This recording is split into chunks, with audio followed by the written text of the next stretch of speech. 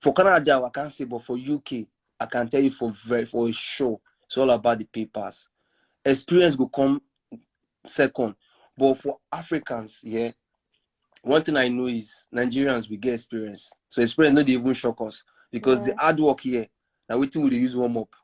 To be honest, like when I first came, I got bored because I was down for like 2 months. I'm like, nah, I need to do something. So I got a warehouse job. My wife was saying, warehouse, can you do it? Because my wife is a British, they lay stuff. So I'm like, what do you mean? Let me try it. When I go there, I come back to my wife, say, is this really a warehouse job? Literally.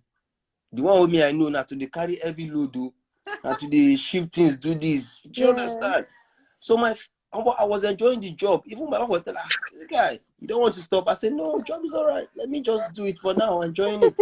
I don't do anything. I get paid weekly. You get. Then after a while, I had to stop. Of course, I'm into fitness, and of course, gym is already calling me. So again, like that babe said, all the certificates she had in Nigeria, when you travel outside. Are you guys with me? Sorry, I'm not seeing your faces because I've turned the camera. Oh, it's okay. We can see your face from you. But a comment said, Ola from Ola Papa said, warehouse na small thing, for a fitness trainer. I'm telling you. Okay. So Jim started calling me, of course. With all the certificate I have back there in Nigeria. When I did all the interview, they were like, yo, you have to do a new one. We do not accept such, See, different countries, different procedures, different systems. So for your field, I believe certification would help because you already had that experience. You already had the experience from Nigeria, right? You're a fitness person, you had the experience. So you just needed the certification to work in the UK as a fitness instructor, correct? Yeah. So it depends on the field, right? I think that it depends on the field. It depends on but you have to have experience. Experience, I think, trumps certification. Yeah, anything else, well-being, everything, you need to be certified. That's the honest truth about it. Sonny. Every other thing you can play around it, but if you really want to grow, I'll tell you the truth, guys, we're Africans. Let's more talk, more tell ourselves, make us speak pidgin self. May I not see this guy. Everybody watching this and listening to this, and you want to travel abroad. First thing first, make sure your papers are complete. See, you know in Nigeria, if you mess up and your paper they send like you enter, and once one record, one small thing just spoil your name, you are done. Bad. Correct. You are done. That's a fact. You are done. So you want to make sure that your record, please, your one hour agency, you do it by yourself or whatever you come, anywhere you enter, as far as no be Nigeria, please make sure your document, everything is legit. That one will give you peace of mind, rest. And then if you misbehave, say your papers go help you clear your doubts. But if you can't misbehave, your paper don't come there, you are done. What's the point of traveling? That's number one. Correct. Number two, as an African, please, I beg you, I beg, do certificate. I'm telling you, see, by the time you see, if you want to elevate in this country, first of all, we are black. They don't even like us too much. All right. Waiting the airports now, say we get certificates, plus we are hardworking and we know what we are doing. Oh yeah, you have to get education. You have to get the education. Oh, definitely. Education, of course, it goes hand in hand. You have to get the experience and then get the education, or get the education and get the experience, whatever it is. Like both of them, would help you. But what I found in Canada is that they don't care because a lot of them don't go to school. Yeah. So some of them are in high school and they just have 10 years of experience and then it drops. That's Canada.